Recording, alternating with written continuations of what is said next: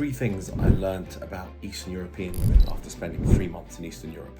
The first thing are family values and loyalty. You see, to girls in Eastern Europe, spending time with family is a really big deal, and loyalty between relationships is also something they massively value. Most of the women I met were actually in long-term relationships, which is a really good sign. The second thing is that women in Eastern Europe tended to have lower body counts than women in the Western world. You see, they more value deeper relationships than experiences and just fun nights out. So actually they were much more careful with who they slept with, and they set higher boundaries, so they didn't just give up their body to any old guy on any old drunken night out. The third major difference between Eastern European girls and girls in America, for example, is that girls in America are much more about experiences and having a fun time and having a great adventure, whereas the Eastern European girls were more about building deeper relationships. It wasn't so much about traveling and big adventures and standing behind the DJ booth all night. It was more about having wonderful friendships, spending time with family so they could build a family and have